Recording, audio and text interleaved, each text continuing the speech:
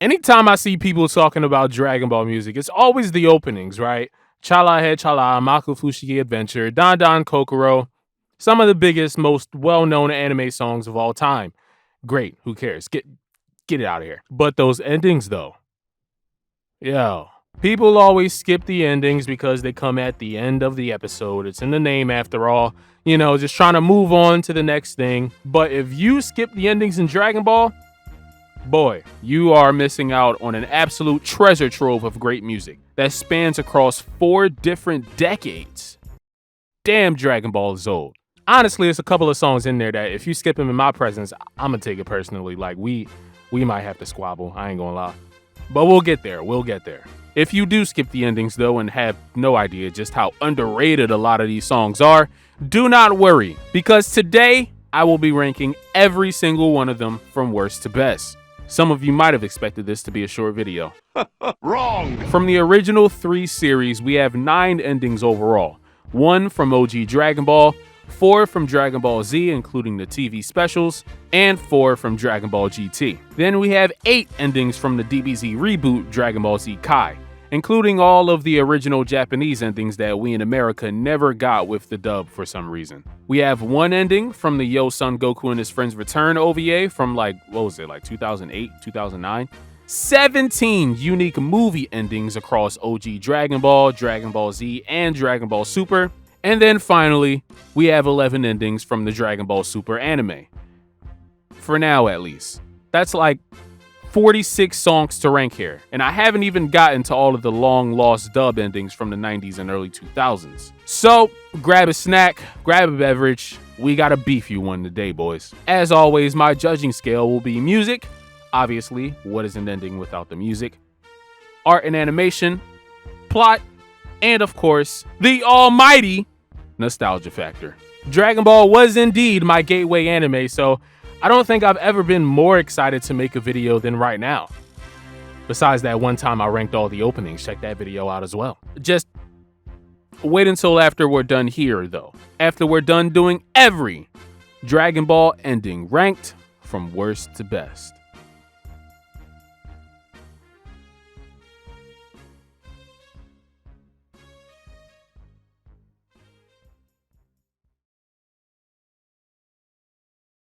Number 47.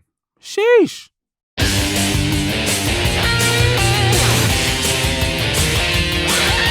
I could have found ways to make this list an even 50, but instead I just decided to combine all of these endings together into one entry because efficiency is key. It would have just been the same take every time anyway. Ocean dub, Funimation dub, Namek arc, Buu arc, GT, it's all the same stuff.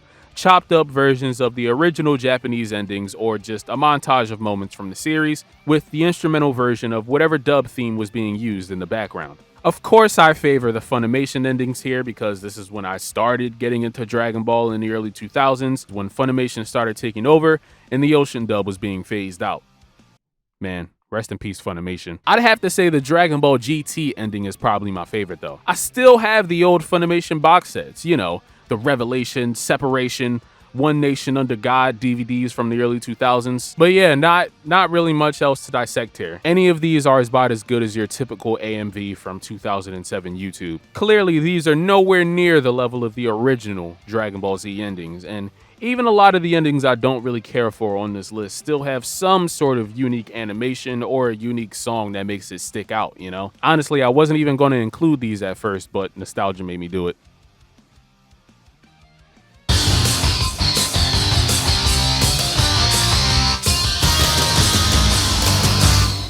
Number 46.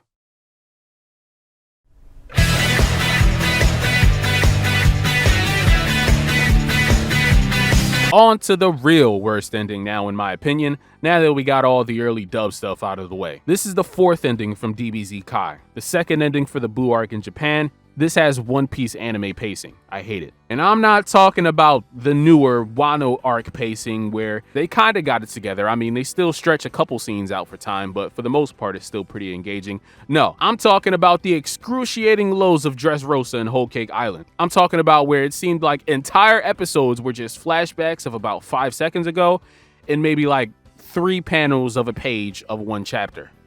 Terrible. The entire ending is basically just Goku versus Majin Vegeta from the Buu arc, but like only the first 0.3 seconds of it. God, I hate these freeze frames. You could just tell they were trying to fill for time. No offense to anyone involved here, but the song doesn't really do it for me either. This still avoided last place because the animation style is still how I hope DBZ eventually gets reanimated in one day. But yeah, pretty dry this one, not gonna lie.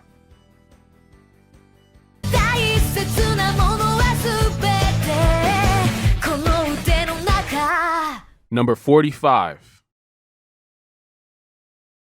We can do it, we can do it.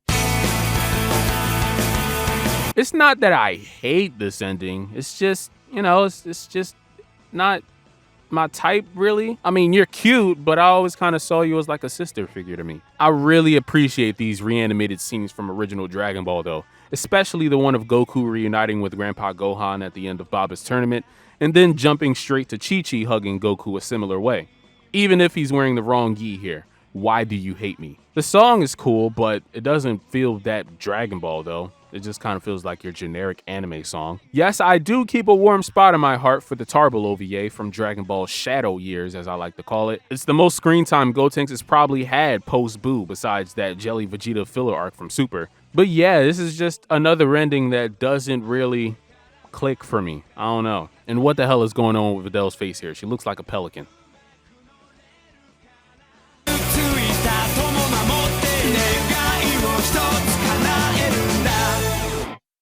Number 44.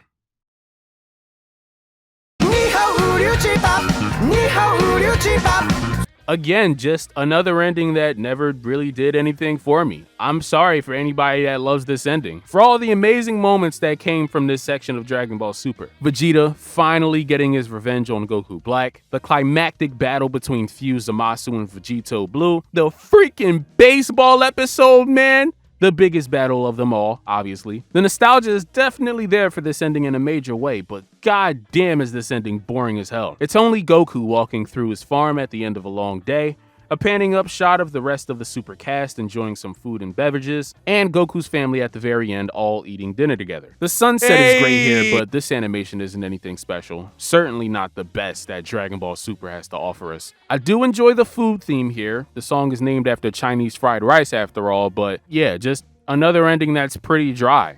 I apologize to anybody that loves this. Fun song, definitely my least favorite ending from Dragon Ball Super though.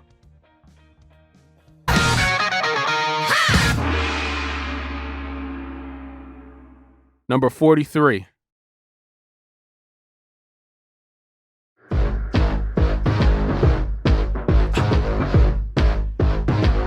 Alright, now we're talking. Yeah, I mean, it barely made the list because this is just your basic movie credits reel on a black background. But these mini animations of a bunch of featured characters from the film, man, it manages to save it, if only just barely. Chi-Lai fans, I'm sure you guys are eating off this one. Me personally, not my type. But then again, the song is too great to ignore anyway, let's be real. It was mid to late January of 2019, and DBS Broly had finally released in America. Me and two of the homies drove over half an hour in the middle of a snowstorm just to see this movie. We were like 20 minutes late and missed the entire Bardock flashback, but it was fine. I had already seen a bootleg version of the movie already. Kaizoku ni Ore wa Naru. Obviously, the movie was amazing, man. We've all seen it by now. Literally on the entire drive back on the snowy, icy back roads of wintertime Pennsylvania, this song was playing in my head, man. Oh, what an amazing wintertime aesthetic this was. Long story short, the title of the song for me is very fitting. But yeah, again, I gotta be fair here. Despite the song and the nostalgia, this barely qualified for the list. So it could only go so far, really. I was going to include the credits for Dragon Ball Super Superhero as well, but that ending is literally just a black screen credit reel with the generic movie OST in the background, so that one couldn't cut it, I'm sorry. Maybe if this was a pure music list, things would have worked out differently for Blizzard, but this is still the warm-up section of the video after all.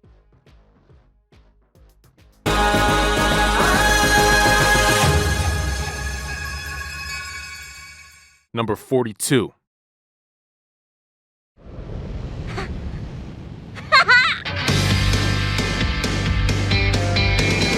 This is the lowest you'll ever see Dan Dan Kokoro on any Dragon Ball music list, I promise. And to be honest, even this might still be a little bit too low. The song is just that damn good, man. This is without a doubt my favorite animation style from any Dragon Ball anime.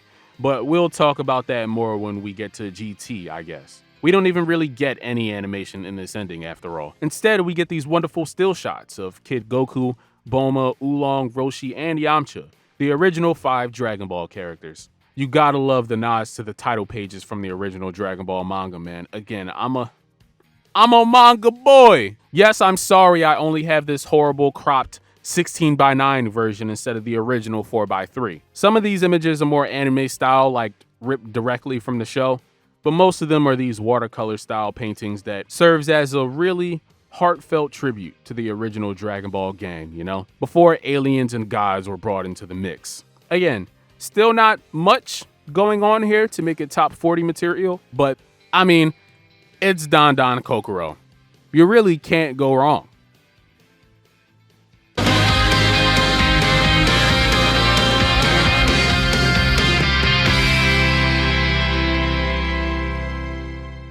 Number 41.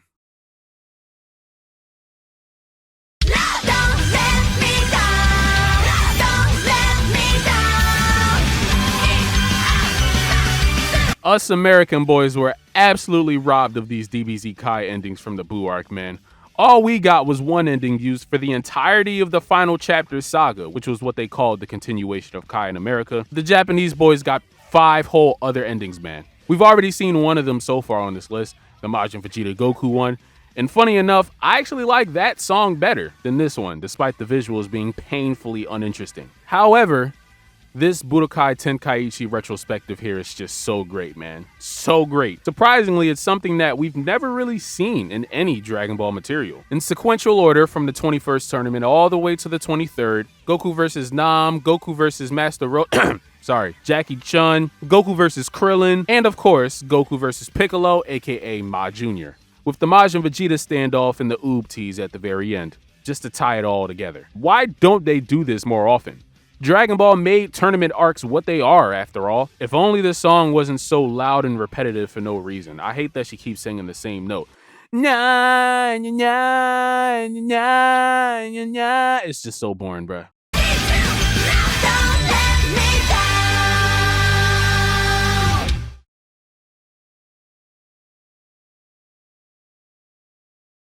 Number 40.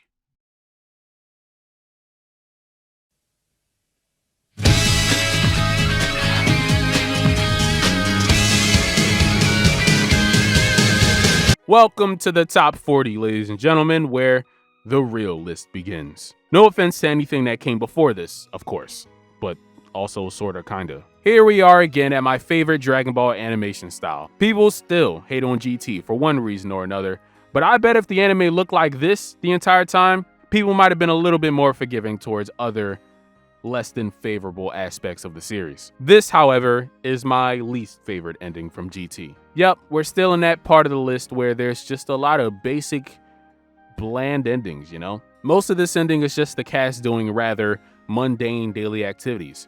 Trunks and Goten walking through the city, Vegeta and Bulma taking bra shopping, not a cop Krillin instead in this timeline practicing his trade in roofing. Yeah, pretty humdrum stuff. The best part of this ending, though, has to be these images of a bunch of major fights from GT and Z. Despite its blandness, though, this ending is still filled with many examples of why this is my favorite era of Dragon Ball animation. Just look at the stars surrounding Goku's house here, boy. Ooh! And just for the record, GT Videl is low-key slept on. Like, why is she talked about more? What a catch, Gohan, what a catch.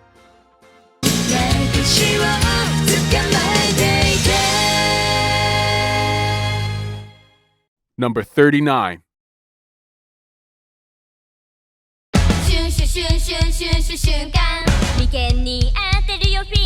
I'm not gonna lie, this song does start to get annoying if you play it too many times, but it's also fun, and who hates fun? Not me. The song is like candy.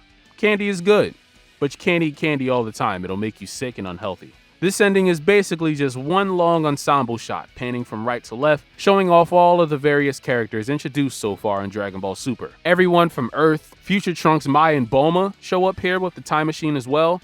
Jaco, Zuno, all of the gods, Whis, Vados, Shenron, Super Shenron, Monaka, the Oracle Fish, even Tights gets a cameo in this ending. Everybody's here. There's also a bunch of neat little details in this ending that I really enjoyed too. Goten, Trunks, and Pan jumping into frame. Jaco's pose completely causing the scene to change. Visually, this ending is so easy to get lost in. Again, candy. Eye candy.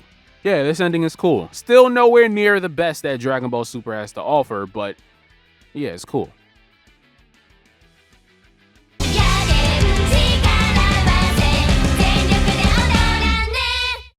Number 38.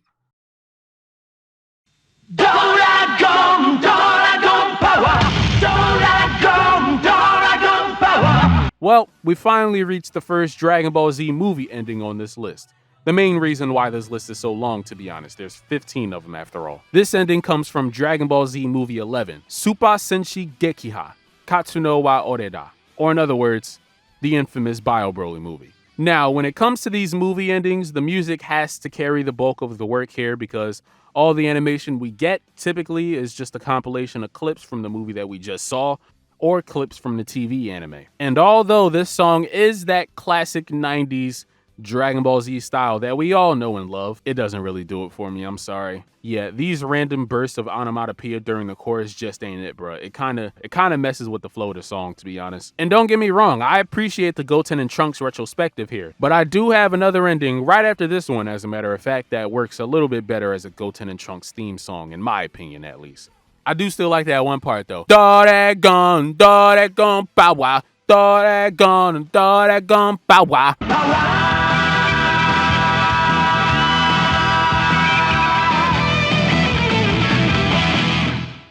Number 37.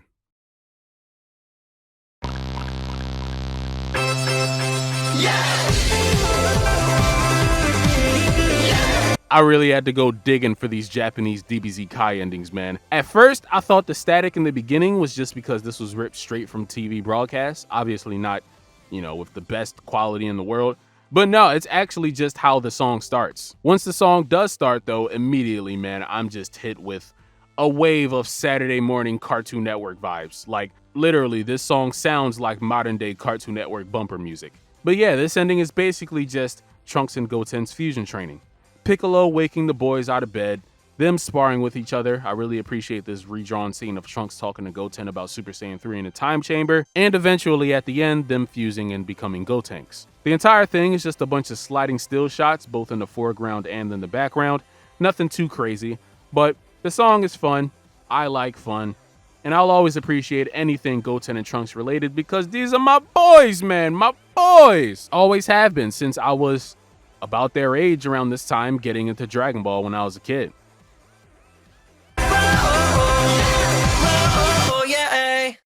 Number 36.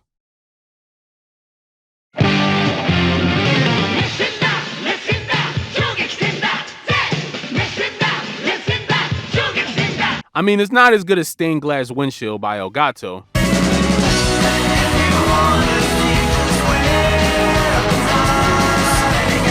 People hate what Funimation did to the DBZ movies, or I guess what Mark Menza did to the DBZ movies. And I get it. I get the argument that the music might not fit Dragon Ball the best, but I think we can all agree that they still created a pretty fire playlist, let's be real. The original Japanese ending to this movie isn't all that bad though. As a theme song to the original Broly movie from DBZ, it works great as like a rally cry type of song, say in the background of Goku absorbing all of the energy of his friends to take down this giant galactic rampaging beast. I'm not sure how I feel about these chalky, kinda canvasy, but also sort of pixelated-y as well style images. They ain't bad, but honestly, I wouldn't mind just watching the Broly versus Goku fight again. We still haven't reached the biggest sleepers from the Dragon Ball Z movies quite yet, but this song is still very 90s, which means it's top tier training music, and the first Broly movie is forever goated, even if the ending still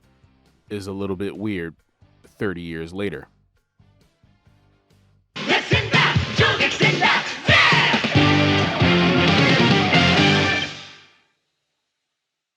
Number 35.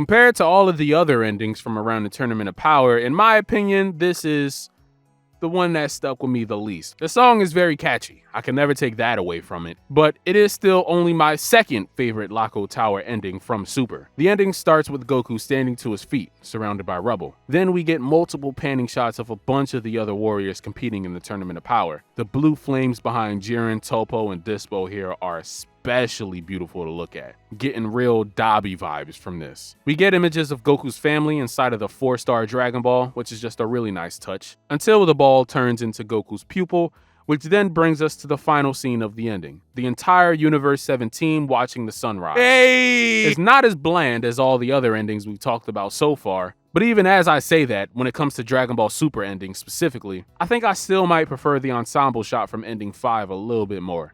It's a perfect ending, honestly, for the first section of the tournament. The calm before the storm that was Goku awakening Ultra Instinct in his first confrontation with Jiren.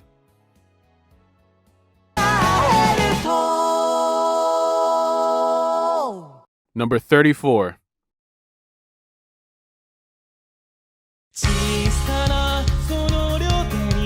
It's something about this ending, man. Something about it. It has like a really warm feeling about it. You know what I mean? We're heading into winter time, boys, and this ending right here is like when you finally get in your warm bed after a long day with a nice thick comforter, and it's cold as hell outside, but you're all snuggled up nice and cozy right now. You ain't worried about none of that. Peak coziness, except in audio form, I guess. The world at nighttime here looks so peaceful, so tranquil. Piccolo, Vegeta, and Tien being like the night shift guardians of Earth is a real nice touch as well. Eventually though, dawn does arrive and everyone decides to go for a morning drive together. There's no possible way they got all these people to fit in the back of Bulma's car. After this, we get a rather short trip down memory lane. It's just Goku's first time meeting Bulma, Piccolo training Gohan, and then Goku training with King Kai. But the art here is great, and the stars make it even better. The first section of the ending does suffer a little bit without the credits here, but that's honestly just nitpicking. This ending has a great song, awesome visuals, and is incredibly nostalgic for me because despite the movie retellings around this time, honestly, I was just still so excited for Dragon Ball to be back on TV. I wasn't worried about none of that.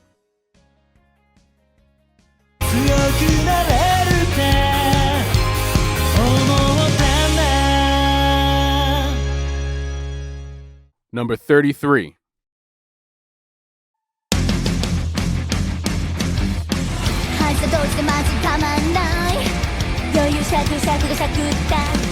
And speaking of Resurrection F, speak of the devil, the band that sings this song, Mamoru Clover Z, really sounds like Baby Metal to me, and I like it. If you don't know what Baby Metal is, here they are. And that's enough, cause copyright and all that. Again, it's a movie ending, so it's just a highlight reel of the movie we just saw. This was for the 15th and final Dragon Ball Z movie, Fukatsu no F. And although it isn't as good as a movie as Battle of Gods, I do still remember just how hype everything was around Frieza returning for the first time, and also the debut of Super Saiyan God Super Saiyan, as it was called at the time. Thank God they changed it. No pun intended. We get pretty much the entire song to enjoy here, which is a little bit unfair to the rest of the list. But for as good as the song is, it honestly really still can't compare to the older movie endings. I'm sorry. It did beat some of them though, because again, they sound a lot like Baby Metal. I like Baby Metal. But unfortunately, it does still get pushed out of my top 30, if only just barely. I guess maybe if there was something else here visually to enjoy besides just the movie again, it might have got boosted up a little bit, but it is what it is.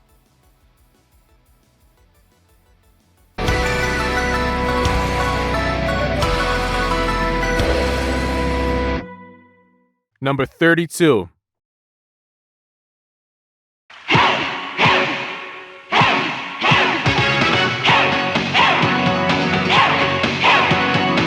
Again, I still like the Funimation version better.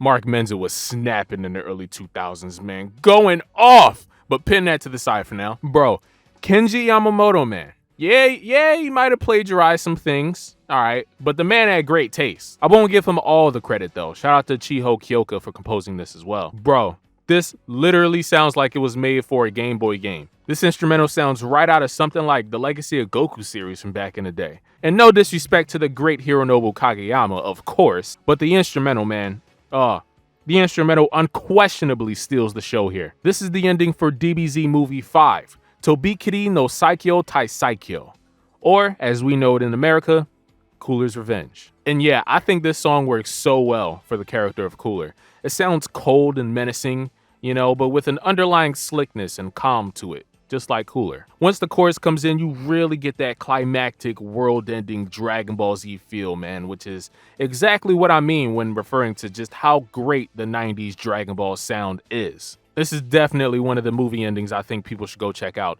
Yes, the Funimation version had a freaking breaking point as the credits. It was amazing, but the team of Yamamoto and Kageyama is definitely not one to be taken lightly.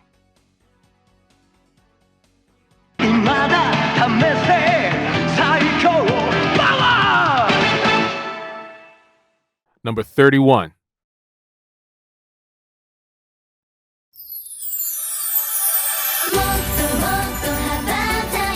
I really like the art style in this ending. It reminds me of the cutscenes from the Budokai 3 story mode. It hasn't aged all that well, but as a kid, these were some of my favorite character designs in Dragon Ball. Purple hair Vegeta for life. Most of this ending, we just see Goku flying in the sky with Shenron, with images of all the main Z fighters popping up on screen one after another. You gotta love the lens flare, man. The Dragon Ball Kai aesthetic from the openings, endings, key visuals, all that, it really does the modern Yamamoto designs justice, man. The animation in this absolutely shits on most of the Dragon Ball Super material. This scene of Goku going Super Saiyan is so clean, man, and each of his friends swaying in and out of frame is equally as clean. This is probably the coolest Tien or the Taioken has ever looked in the entire series. And then at the end, we get this beautiful ensemble shot of the early Android Saga cast with Shenron, Porunga, and a planet that kinda sorta looks like Earth in the background. This ending has to be so nostalgic for all the people that grew up with Dragon Ball Kai. Go watch the original anime, you lazy bastards.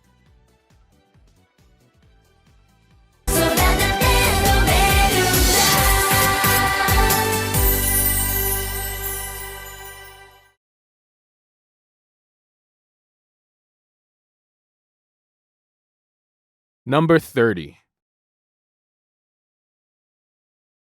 Dragon Ball, Dragon Ball, Dragon Ball, I got it. Well, it's the top 30 now, and as we go on, things are just hitting closer and closer to home, man. All the other original Dragon Ball movies use the same ending song from the TV anime, which we'll get to later, no spoilers. So this is the only movie ending we have for Dragon Ball besides Path to Power. And yeah, this song could have honestly been the second Dragon Ball opening, I'm not even gonna lie. This song is 80s as fuck, man. The synth piano, bro. You gotta love the synths! Bonus points as well, because this ending is actually like a part of the movie instead of just recapping the movie. The ending shows Goku summoning Shenron and wishing Upa's father Bora back to life, just like at the end of the Tao Pai Pai battle from the main story. After all, this movie is just a retelling and a fusion of sorts between the 22nd tournament arc and the battle against Tao Pai Pai from the Red Ribbon arc. This ending is nostalgic for me, and I didn't even see it until I was in my 20s. It's the music, man. It's just so 80s. So OG Dragon Ball, it hurts me inside. This Shenron summoning scene is pretty fire too, not gonna lie. I like how the ground crumbles in the shape of a dragon. It's pretty dope.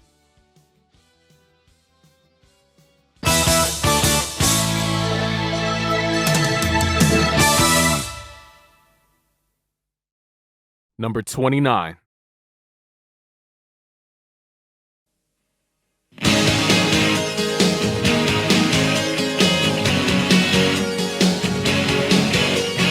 Bro, the nostalgia is so real. Remember the Green Brick GT DVDs? I think I've already talked about this in the opening video I did a year ago, but long story short, this was my first exposure to the original Japanese soundtrack way back in like 2009. But this ending in particular, man, this ending right here, I feel like more than any other from GT really encapsulates that deep nostalgic feeling that I always get from GT. Watching all of Goku, Trunks, and Pan's adventures across the galaxy in search of the Black Star Dragon Balls, man, it's like watching some sort of home video that Giru recorded and put together. These backgrounds are just breathtaking. Wow. Again, the anime definitely doesn't look like this. It's kind of false advertising, but I mean, this is exactly what I'm talking about when I say Dragon Ball GT has the best aesthetic in Dragon Ball. Fight me. It truly feels like a grand adventure, you know? A space odyssey. People hated the beginning of GT because by this point, post-Boo, we had grown so used to the new Dragon Ball style. You know, planet-busting fights all the time. I mean, this might be a hot take, but Legic, Doltaki, the Power brothers, Real Dough, go back and watch it, man. Yeah, it's not Z. All right, let's just clear the air on that. But as a harmless adventure story, you know, waiting for some new Dragon Ball content to drop in the near future, it's kind of good, man. It might be underrated if you ask me. Overall, this ending just gives me a real homely feeling. It's comfort. It's kind of like comfort food for me.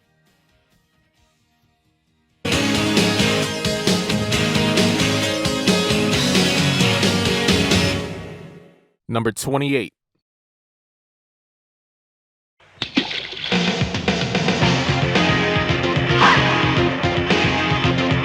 Fuck what I said about the Cooler's Revenge ending song. This is the ultimate final boss music.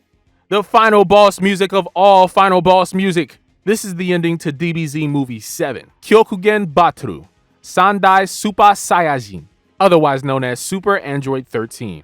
I feel like this song works great, not just as a theme song for the androids featured in this movie, but for the entire Android saga, really. This song sounds real Terminator-ish to me.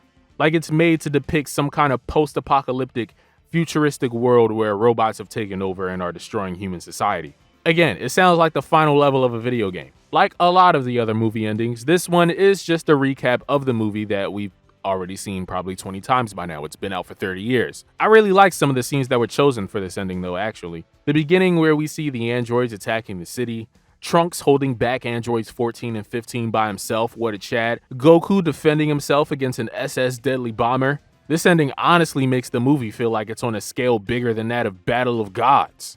It just misses out on the top 25 because there's still a couple more movie endings that I like more than this, but this is definitely DBZ fight music at its finest.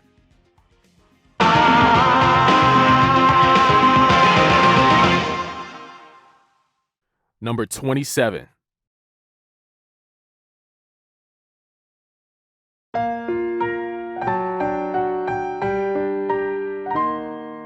Not gonna lie, it's kind of hard to mess up cherry blossom petals in anime. It just always works. Usubeni by Lako Tower sounds like a song you would hear in Haikyuu, if you ask me. I feel like it will work great for any kind of sports series, really. That's how inspirational and uplifting it sounds to me. I remember this ending for finally marking the beginning of something fresh in Dragon Ball. Now that we got the 3-day-old reheated pizza that was the Battle of Gods and Resurrection F retellings out of the way. The first tournament in Dragon Ball since the 25th Budokai Tenkaichi from all the way back in the Buu arc. Maybe that's why people hate GT. It's the only Dragon Ball series without a tournament. What is wrong with you? This entire ending stays on this one scene of Goku and the gang, standing proudly and staring off into the sky, while we get a bunch of images of ordinary slice-of-life moments cross-fading from one to the other. Afterwards, Goku turns to the rest of the crew, gives the trademark end of Z thumbs up, and we end it with a pretty neat group photo. The animation is pretty clean here, but again, nothing mind-blowing, you know? It's really just the song, man. The song, the pivotal point in the story that we were at around this time,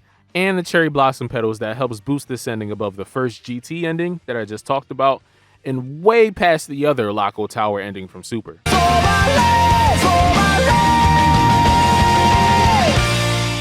Number 26.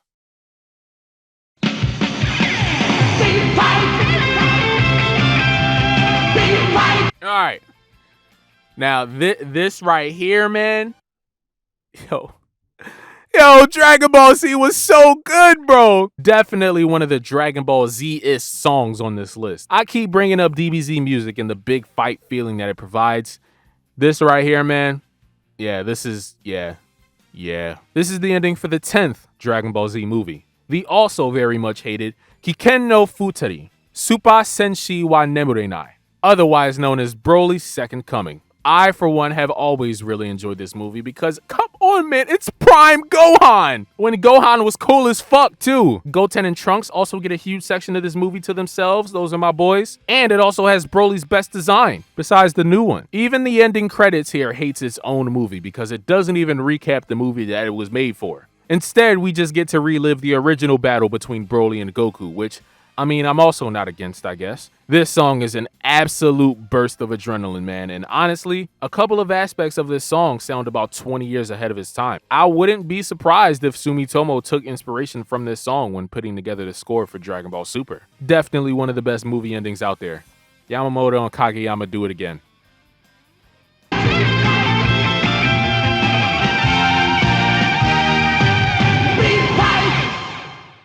Number 25.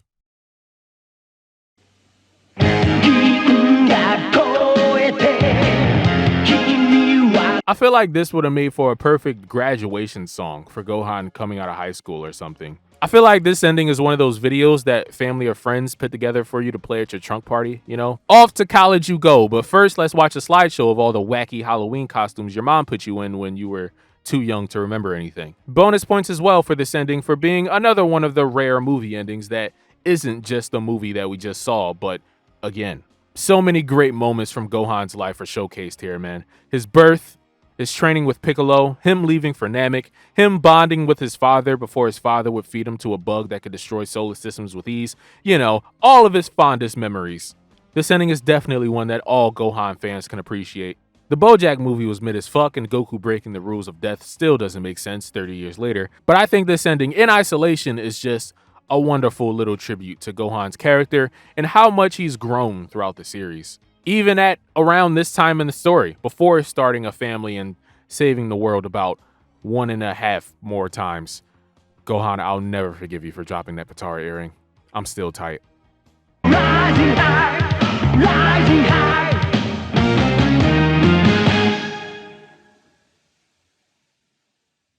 Number 24.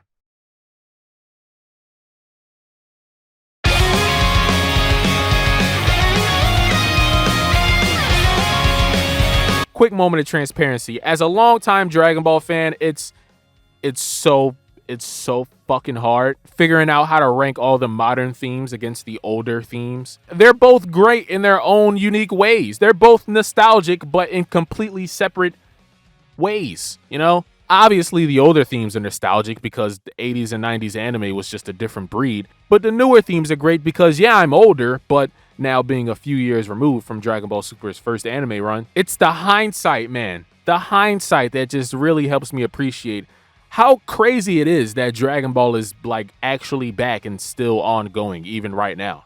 I mean, the manga's on break right now, but you get what I'm saying. I used to pray for times like this. This silhouette scene of Goku walking past a bunch of places that he's visited throughout his life, Ox King's Mountain, Kame House, the Tenkaichi Budokai Arena, Kami's Lookout, Otherworld, and then him aging in the process is just, oh, it's a real tearjerker, man. Oh, the memories! This sunset is absolutely beautiful as well here, man, and this scene of Goku sitting on this hill as all of his family and friends appear beside him. Yeah.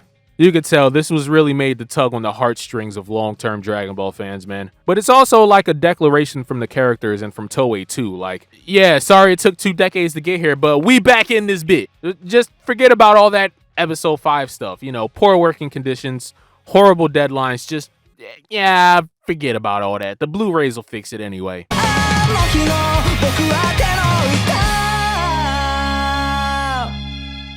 Number 23.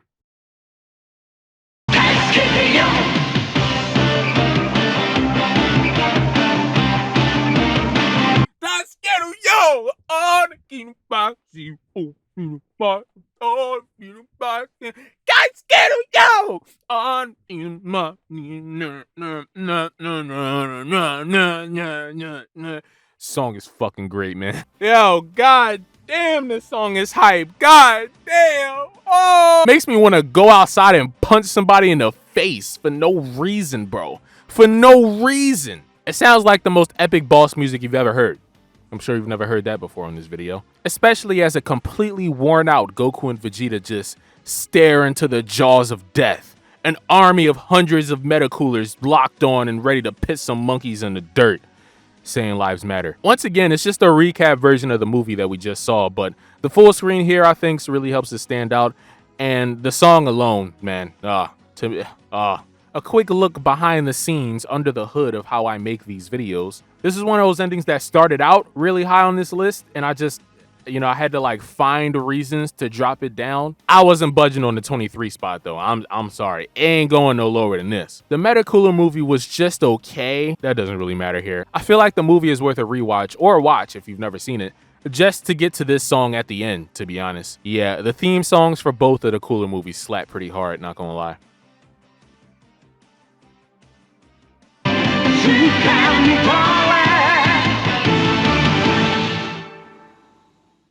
Number 22.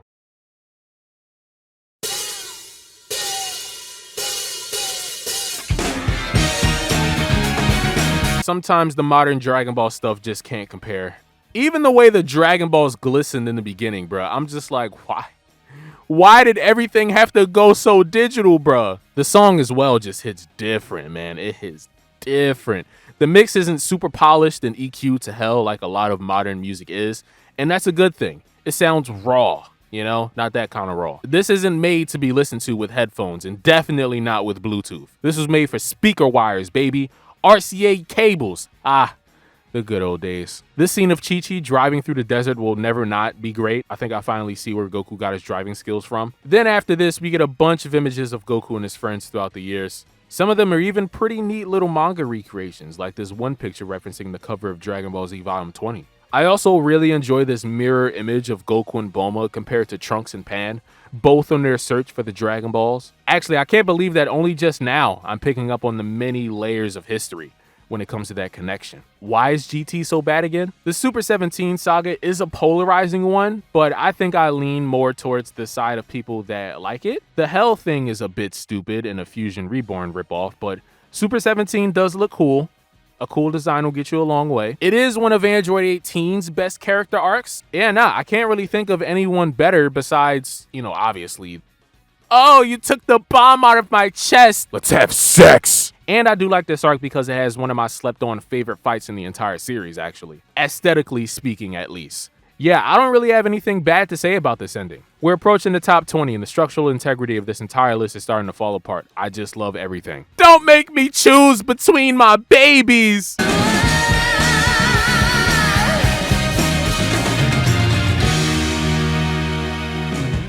Number 21.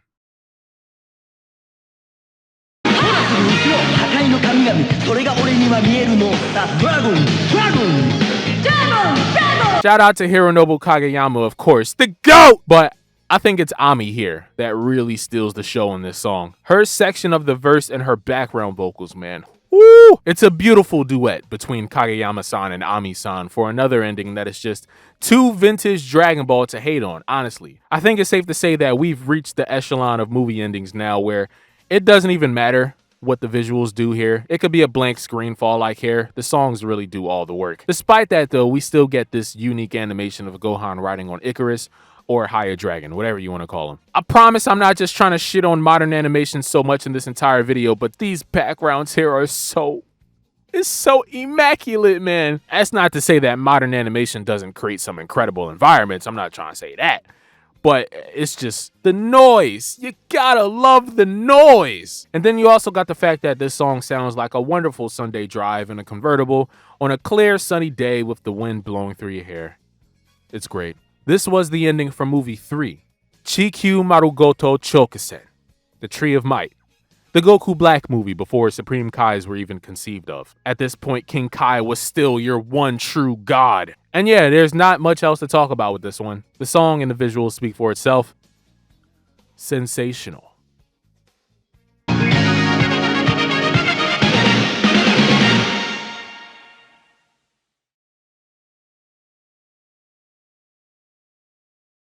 Number 20.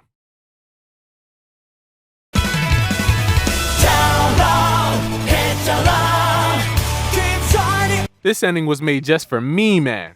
Oh my god.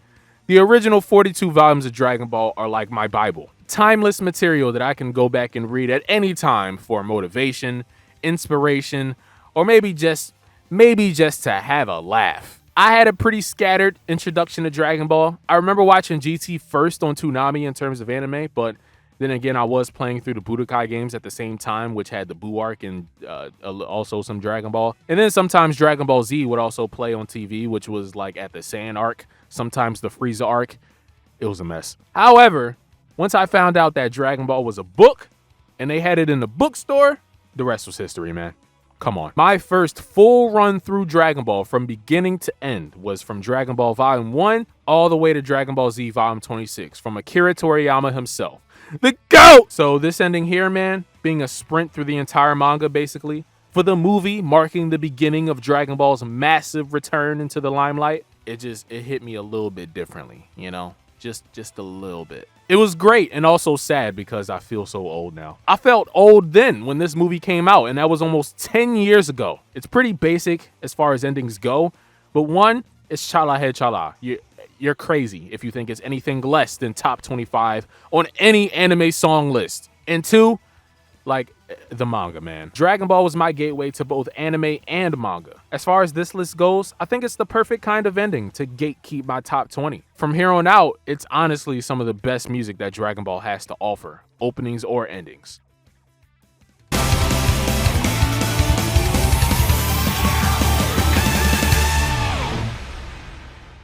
Number 19.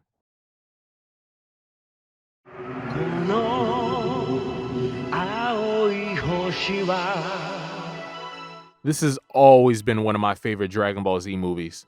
Movie 13, Ryuken Bakuhatsu, Goku ga yareneba dare ga yaru. Or in other words, Wrath of the Dragon. Wow, I did that in one take. I've always really enjoyed Trunks' role in this movie, man. Building that relationship with Tapion. I don't want to turn this into a movie review, but basically, this movie has always felt like the moviest movie out of all of them. All the other Dragon Ball movies kind of just felt like hour-long special episodes just with great animation. I'm sure if this movie came out today, it would make for a great theater experience, man. But back to the ending, and just like the ending from the Metacooler movie, we got full screen, boys. We get some Trunks material at the beginning because Tapion gave Trunks his sword at the end of the movie. It's like a whole weird thing. I don't really feel like getting into timelines right now. In terms of the song, though, once again, go listen to this song. It's incredible. Not many other movie endings that I like over this one, to be honest.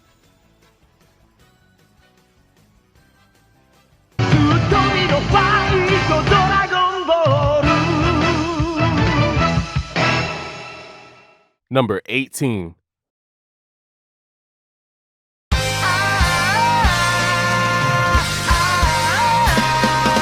As we keep on moving through the teens here, it's only getting harder and harder for me, man. Going back to the modern Dragon Ball material for now, though, this is the third ending from Dragon Ball Z Kai. The first ending for the Buu saga, and once again, boys, we were robbed. Out of context, I probably would have guessed it was a song from Gintama or Bleach or something like that, but it still doesn't take away from how fire the song is in isolation, man. Just go and listen to it. Watching Gohan and everyone else struggle to stand to their feet in the middle of this wasteland of a battlefield, while Kanehiro Shingo, the vocalist of Good Morning America, is just pouring his soul out on the verse. Yeah, that's that good shit right there, man. This is supposed to be the ending, you know, something to help you settle down and reflect after the episode you just watched. But this right here, man, nah, this is like a movie trailer. One of those wrestling hype packages for the Buu arc and everything that these warriors have to face in the final arc of Z. In America, we got a slightly different ending than this, but it still uses a lot of the same scenes. Honestly, I'm not quite sure yet which one I like more, but I'll talk about it more in a second. Hold on.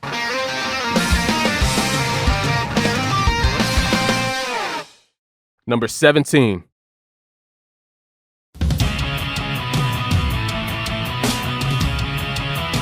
Like I said, I'm still not sure which ending I like more between this and the original Japanese, but at least for right now, the nostalgia is just taking over, man. Watching Kai, the final chapters, and the Dragon Ball Super dub on Toonami back in 2018 was just such a wonderful rekindling of the OG Toonami days from the 2000s, you know? DBZ Kai did used to air on the CW's Toon's Eye block on Saturday mornings back in the day, and this song I think really harkens back to the old dub openings of yesteryear. From back in the day when stuff like this was more commonplace, you know? Shout out to the Yu-Gi-Oh! 5D's opening.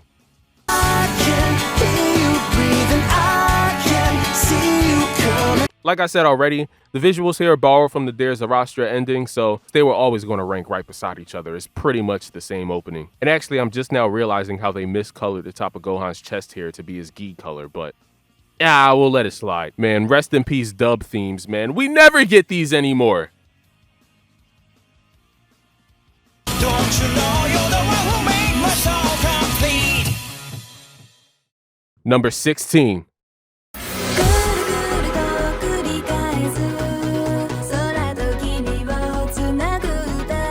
This is the final ending from Dragon Ball Super, and watching this back now, man, it really makes me miss the series.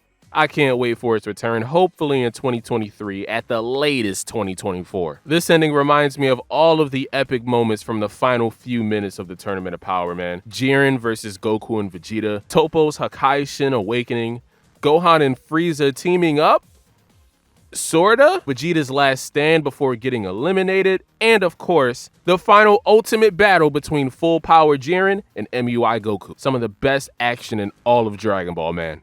Only 2 universes left, and seemingly only 2 people left to keep all their friends and family from being erased. I love this scene in the beginning of Goku and Vegeta coming out of the shadows to fight against a wisp of Super Saiyan Blue aura. I also love this scene of a bunch of different auras flying towards the Tournament of Power arena. I think the yellow and blue auras are supposed to be Super Saiyan and Super Saiyan Blue, respectively.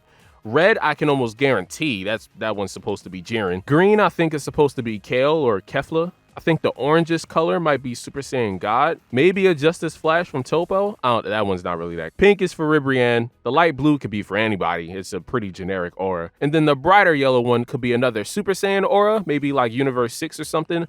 Or it could also be Golden Frieza, who knows. It really helps this ending feel like the perfect, well, ending for this entire Universal Survival arc. Once again, it just really makes me miss Superman.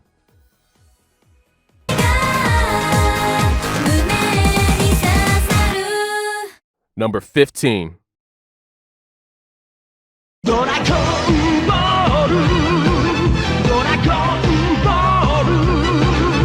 The third best movie ending on my list. This, to me, is a Dragon Ball song on the level of something like We Gotta Power and Makafushigi Adventure, man. Yes, I know that sounds crazy. First of all, maybe I went too far. But damn, would this have made for like a great alternate Dragon Ball Z opening, you know? It's a song made specifically for Gogeta. The title of it is The Strongest Fusion, after all, but just ignore that part.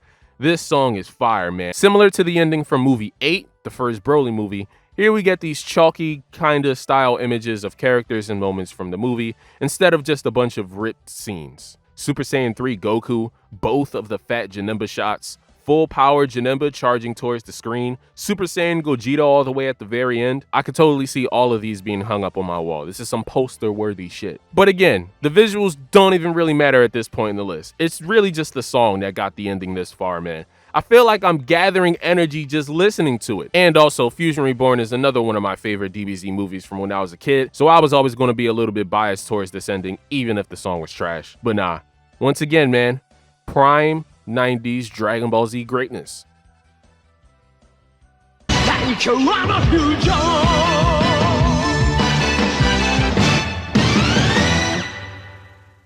Number 14.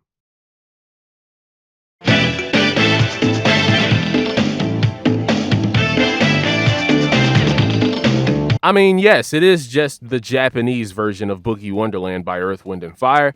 But hey, like I said, they definitely picked the right stuff to rip off, let me tell you. Plus, for as amazing as the song is, it only does half of the work here. The visuals in this ending are phenomenal, man. This is the epitome of the 90s anime art style. The environments, man, the set pieces. The entire thing is just Goku gathering energy for the Spirit Bomb and then throwing it at the very end. But I could just watch these cuts to various parts of nature on repeat all day, man. Yes, show me more. Show me more of the sun's rays beaming through these leaves again. It looks just as gorgeous every single time. This was the ending for the second Dragon Ball Z movie, Konoyode Ichiban Tsuyoyatsu, aka the world's strongest. And this was actually the first unique ending song that we got for a movie. Dead Zone, the first movie, was just zenkai power. Something that I haven't even dared to have mentioned yet. No spoilers. And yeah, that's about it. The visuals are pretty simple, but literally some of the best examples of 90s animation in its greatest form. And the song is a recreation of one of the greatest disco songs of all time. Pretty easy W if you ask me.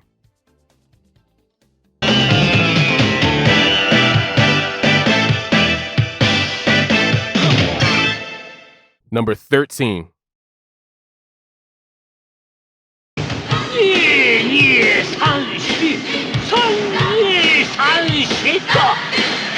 Here we are, finally, at my favorite movie ending. Kageyama does it again, man. He just cannot miss, bro. He just cannot miss. The random onomatopoeia works a whole lot better in this song also, compared to the other one from the Bio Broly movie. Gekitama! Gekitama!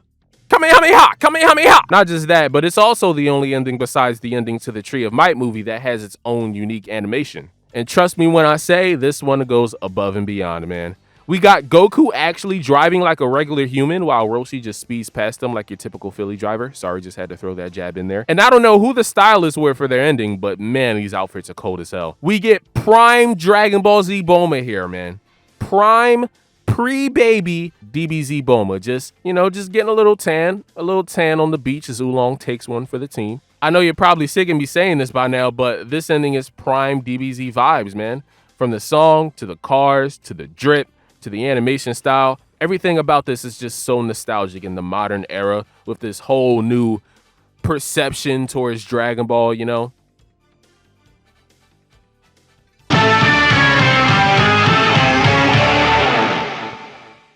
Number 12.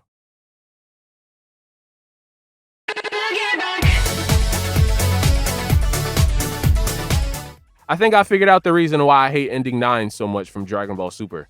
It's because it replaced this absolute heat. Like, I was legitimately upset when they changed this, bro. It felt like it was too soon. This song never gets old. Not just that, but only 5 months after we got this Bulma-focused ending, Bulma's original voice actor, all the way from the beginning of Dragon Ball, Hiromi Suru, unfortunately passed away. So as time has passed, this ending has kind of grown into somewhat of a Hiromi Suru tribute, you know? The song is really upbeat, kind of clubby, which I guess you could argue doesn't fit Dragon Ball, but you could also argue does fit Dragon Ball because, I mean, it's Bulma. She's a city girl. We see Bulma driving through West City at nighttime, a rare glimpse of how Bulma actually feels inside every time Vegeta goes out to battle, and of course, her babysitting Trunks and Goten, but the best scene is at the end, right? These two pictures of Bulma with Goku, Krillin, and Roshi at the 21st tournament, beside a picture of her, Vegeta, and Trunks from that one amusement park episode. Yeah, this song slaps. The visuals slap.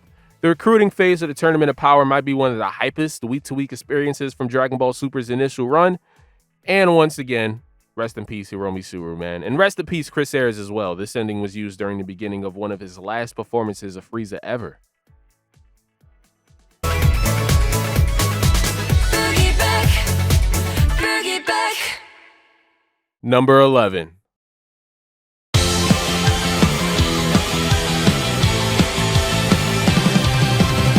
We're approaching the top 10, man, and we might as well just keep the emotions flowing because this is just another ending that makes me really appreciate Dragon Ball, man. It's by no means a perfect series at all, but a huge part of me I can say was raised by this series, man. Dragon Ball got me into martial arts and working out. Dragon Ball got me into drawing and wanting to hopefully create my own manga in the future. Damn it, man. Dragon Ball turned me into a man. I have no idea how Roshi hasn't been canceled yet. Protect Roshi at all costs. You gotta love this progression of Goku's life being showcased here. All of his biggest battles throughout the series, from defeating Demon King Piccolo and later Piccolo Jr., to his limit-breaking battles against Vegeta and Frieza, now as a Super Saiyan. This is a top-tier retrospective here, man. The artwork here. Oh, man. Amazing. Not even a little bit too shiny. Like the perfect modern Dragon Ball art style, if you ask me. And this is just me, or is the saturation here turned up to 1,000? And yeah, man, this song is top tier. Would have been top 10, but I think it does fall under the radar a little bit just because, like, again, we never got these in America. But the song alone is at least top 15.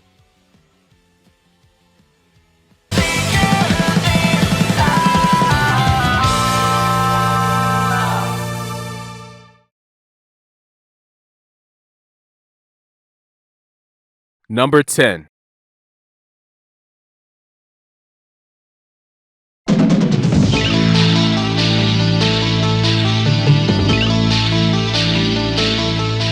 Bro, it just doesn't get any easier, man. All of these are my favorite. This ending comes from the second Dragon Ball Z TV special, The History of Trunks. And yes, this to me is the Future Trunks theme song. I could not wait to listen to this song again after Future Trunks showed up in the Dragon Ball Super anime. Just like the opening to the dub version, I was vibing out hard to this song, playing through the Future Trunks DLC on DBZ Kakarot. Bro, the little section in the beginning, bro, like, it literally sounds like I'm in the character selection screen from like 90s Mortal Kombat or something. This ending is essentially just a continuation of the TV special. At the end, Trunks uses his time machine to go back into the past, and here we just see a speedrun version of everything that he did, defeating Frieza and King Cold, meeting up with the rest of the Z Fighters, and preparing for the incoming androids. I'm just still stuck on the song, man. This song sounds so 90s, so pre-Y2K, like back when the Macintosh was shaped like this. However, I still couldn't pit it over the other special TV ending. We'll get to that in a second.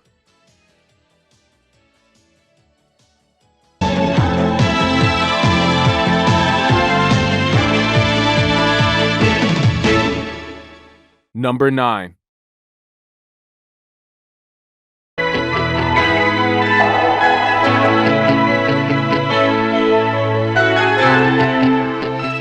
I will never forgive Dragon Ball Minus for what it did to Bardock's character. Toriyama, I trust you. I believe in your vision. But Bardock, he was already there. Bro, he was perfect. Literally the most badass character in the entire series. A rebellious, animalistic, but also very righteous, very proud Saiyan warrior. Now he's just Goku if he never landed on Earth. If you wanted to hear my Dragon Ball hot take, there it is. I hate Dragon Ball Minus. This ending is from the first Dragon Ball Z TV special, Bardock, the father of Goku.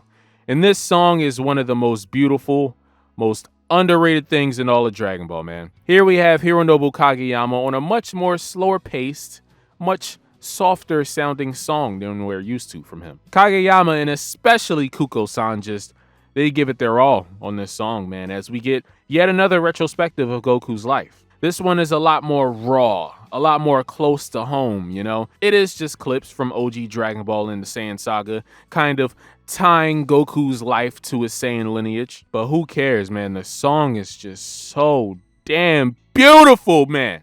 I mean, if you want to get morbid about it, it kind of sounds like a Bardock funeral song. Here lies OG Bardock. He would definitely give Dragon Ball Super Bardock a wedgie.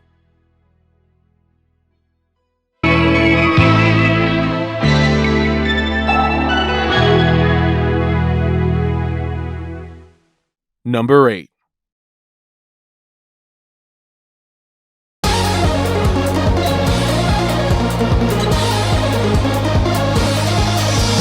This song feels like I'm riding on a Dragon Ball roller coaster. Like it should be the background song for a commercial promoting some kind of Dragon Ball theme park. It's a bit repetitive, but it's a good kind of repetitive. This is such a good refrain here, man. Whoa! Oh! This ending is also very nostalgic for me because it was still that early section of Super, you know, after the movie retellings where everyone was just still so excited about the series being back, but also able to like enjoy it fully now because it was all brand new material. Hit versus Goku and Vegeta, summoning Super Shenron for the first time, Future Trunks returning to the series. I know people dislike filler, but Dragon Ball is some of the best filler out there. Goku fighting Beerus while pretending to be Monaka was absolutely hilarious. And the Jelly Vegeta Planet Patafu arc wasn't all that bad either. The visuals here aren't much to write home about, so that might hurt it a little bit. But for one, the Dragon Balls here are probably the best they've ever looked in the series. And for two, the song is just too great. Too great for it not to be in my top 10. I'm sorry.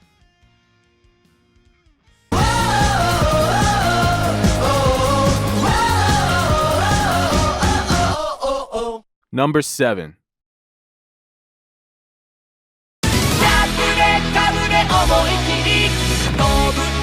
We're starting to touch on sacred ground here, man. Sacred ground. This is the best ending from Dragon Ball Z Kai right here. I have so many memories from when I was like 13, 14, watching the Saiyan Saga on Nicktoons like it was my first time watching it, and I needed something, anything, man, to get my Dragon Ball fix during the shadow years. Still a few years out from the Battle of Gods movie, and at least 5 years out from Dragon Ball Super becoming a thing. Like I said, man, the Kai aesthetic from the openings, the endings, and the key visuals, absolutely amazing. It's a little bit clickbait, you know, because Kai definitely doesn't look like this, but it does still look pretty good in its own right. Hey, who remembers Blue Mr. Popo?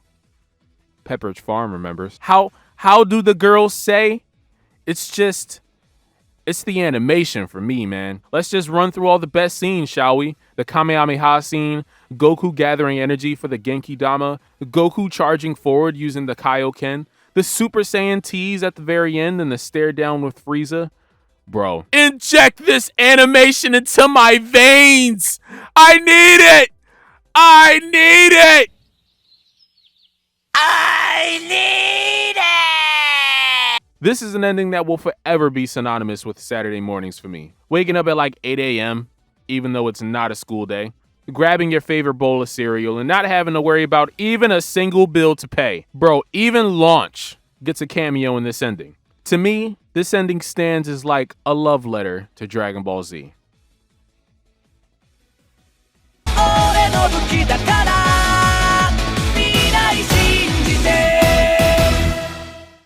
Number 6.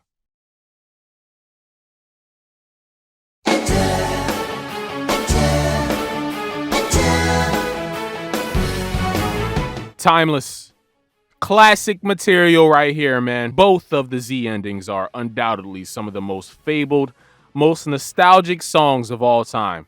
I'm 100% sure I triggered at least a couple people's childhood memories with the first few seconds of the song. At this point in the list, again, it really is just a battle of nostalgia, man. And I'm sorry, kids, but the stuff from DBZ Kai really just can't compare to the original anime. For all intents and purposes, this is Gohan's theme. I mentioned it in the OP video talking about We Gotta Power. It truly feels like it's Gohan's series, watching this, you know? Most of this ending is him just walking down this hiking trail as all of his friends and family pass by him, until the chorus of the song comes in and he starts running instead. Also with Goten and Trunks right beside him, the next prospects for the role of main character. That is, if we ever get past the end of Z, and even then, Pan and Oob might have already stolen their spots.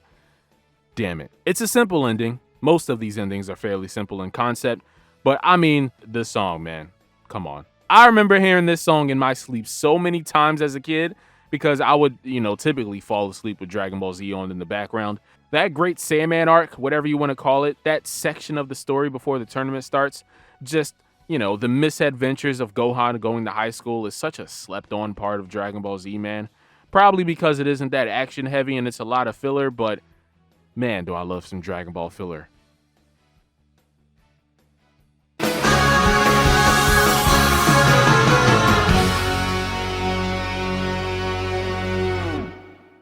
Number 5.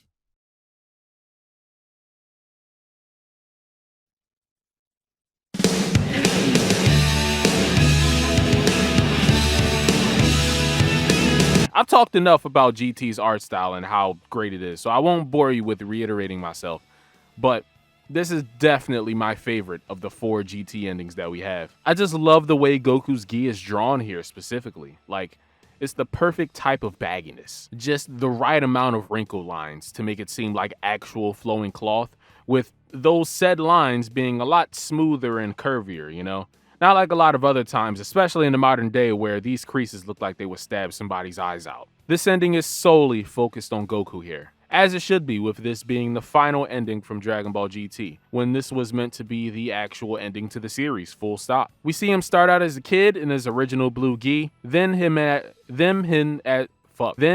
an adult, now with the turtle gi, him in his Super Saiyan form, all damaged up from the battle with Frieza. God, I just love the way Super Saiyan hair looks in GT, man. And finally, him, Super Saiyan 4, just to end things off. Kid GT Goku has been standing in the background this entire time, then turns to face the entire rest of the GT cast, and he walks towards them, while also transforming back into an adult in the process.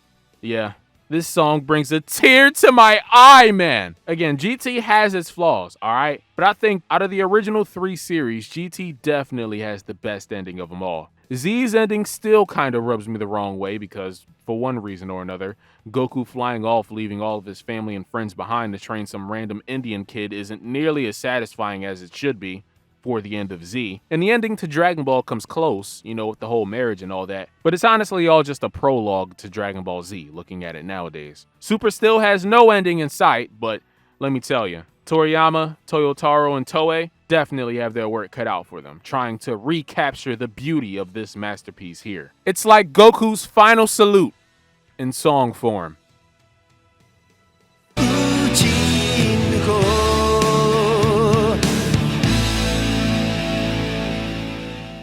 Number 4.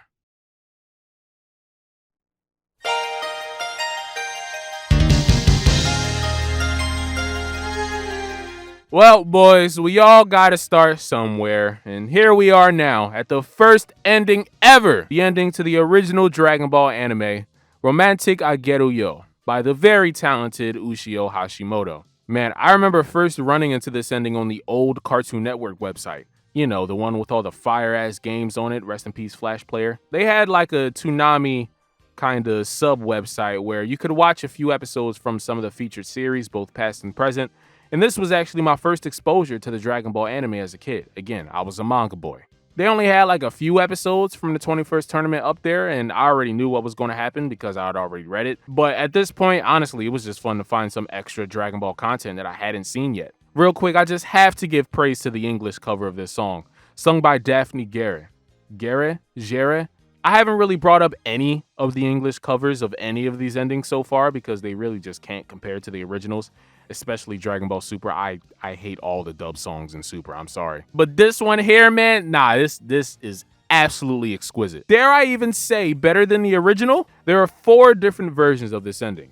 The first 3 are all pretty similar. Scenes of Bulma stuck in the house on a rainy day, and other very manga-inspired images of all the other characters from Dragon Ball, continuing to add in people like Krillin, Roshi, Korin, Yajirobe, Tien, and Chaozu as the story progresses. But the final version is a wonderful time skip edition of the ending, man, showing off all these older versions of the entire cast, including Prime Bulma.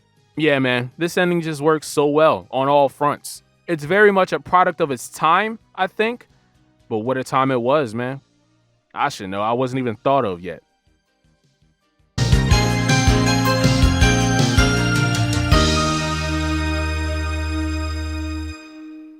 Number 3.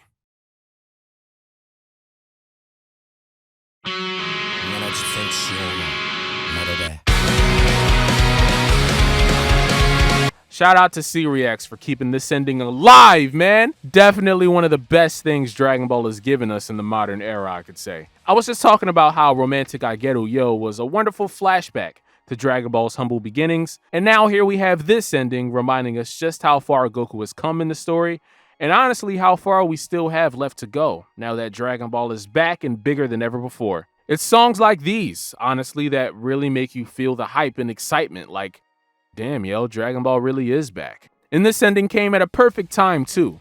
Right at the midway point of the Tournament of Power, and probably the best section of the tournament, too. Episode 109 and 110. Need I even say more? One of the greatest moments in recent anime history, to be honest. Jiren versus Hit, a surprisingly underrated fight from the tournament. Goku versus Kale and Khalifa, and then eventually Kefla, with the amazing animation all throughout, man. This is probably the best streak of episodes from the entire Universal Survival arc, in my opinion. But back to the ending. It starts off strong, with Goku flying on the Kinto Nimbus cloud through various day and night cycles. Afterwards, we get Kid Goku in his original gi, staring off into the sky. Then we get the iconic sequence, Kid Goku running past a bunch of his former teachers and rivals from OG Dragon Ball, adult Goku running past a bunch of characters from Dragon Ball Z, and eventually, Goku running past the gods and other warriors introduced in Dragon Ball Super.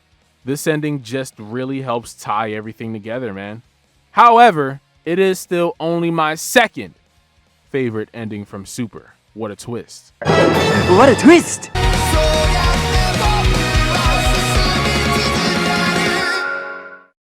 Number 2.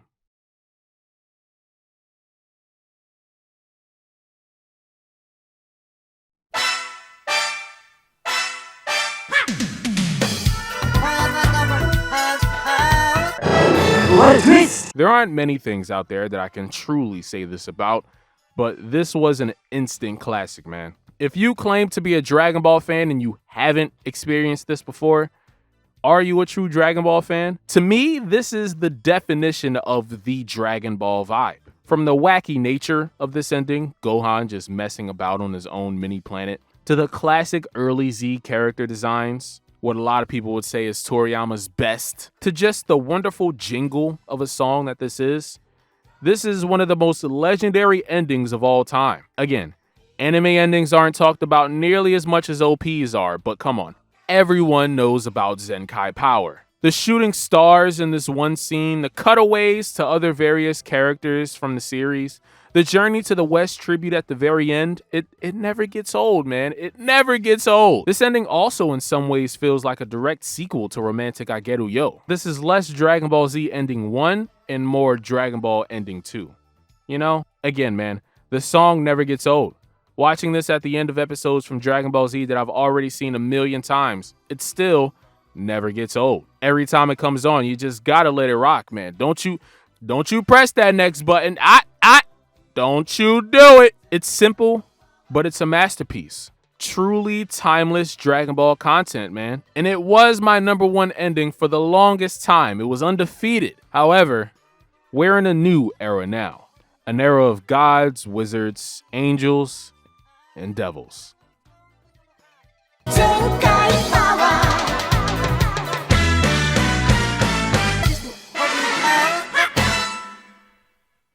And that brings us to #1. Whoa. What could it be? Sorry if my voice is going a little bit.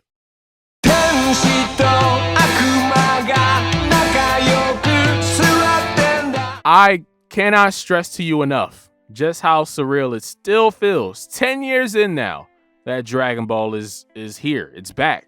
I'm a Dragon Ball fan born out of the Funimation takeover in the early 2000s, man. Back then, once you finally pieced together the entire story, that was it. The most recent series at the time was GT, which ended in 1997, the same year that I was born in actual real life. All we had at the time was fan series to cling to, like Dragon Ball AF and Dragon Ball Multiverse, and a hope and a prayer that one day, we could get some more Dragon Ball content. Now we have a new Broly, new races, new faces, proper evil Goku, Black Frieza's a thing, so much more Bardock content for better or for worse, Goku's mom, an expanded, extended multiverse, 2 new Shenrons, Gohan Blanco is real. How many more fan sketches do we have left, bro? We're running out of fan service. How did we end up in this timeline? But back to the ending though, and again, I've said it multiple times. I'm a manga boy, man. This ending is a gut punch for me. One slow panning up shot of various manga panels featuring a bunch of characters from the series, and it would have been a smooth run all the way through if it wasn't for Beerus and Champa's bickering, forcing Vados and Whis to factory reset the whole thing. I love the Grand Priest reaction here. Everyone else is scared for their lives, as they should be. These are gods, of course. But the Grand Priest is just like, alright, I'ma head out. The song gives me goosebumps every time I hear it, man. Literally every time. Shout out to the collectors. More than the GT ending, more than the final ending from Super, this would make for a perfect theme song to the end of the series, whenever that may be. Super can never really compare to the older material. It's kind of like watching SpongeBob nowadays or like The Simpsons. You know, sometimes there's glimpses of the greatness that once was, but for the most part, it's just nostalgia bait. All that being said though, endings like this really just bring me right back down to earth, man. Right back to the roots of why I love Dragon Ball. It's about the community, man, on screen and in real life. I've made a lot of friends through Dragon Ball. I created this channel off the back of Dragon Ball content. I wouldn't be into things today like Naruto, Black Clover, Bleach, One Piece, none of it without Dragon Ball. It's getting kind of mushy in here, so real group hug, everybody, group hug. Digital group hug. Let's go. Let's bring it in, boys. Bring it in. I think we're finally done here, man. Send us home, editor. Oh, wait, that's me.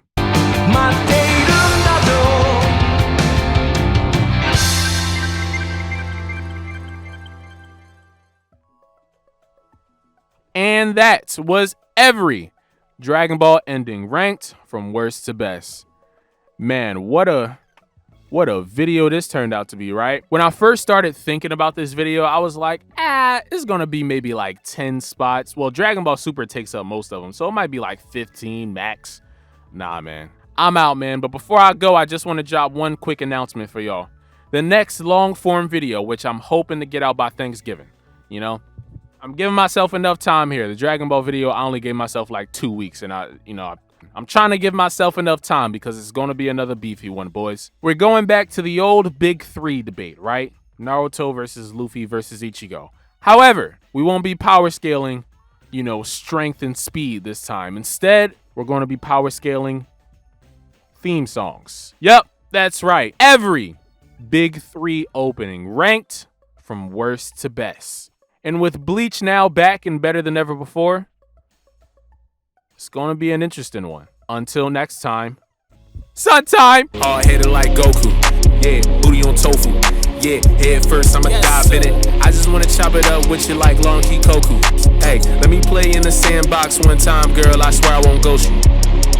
I stay on my shit, even though I am the engineer, I be staying out the mix. I don't believe in the games they play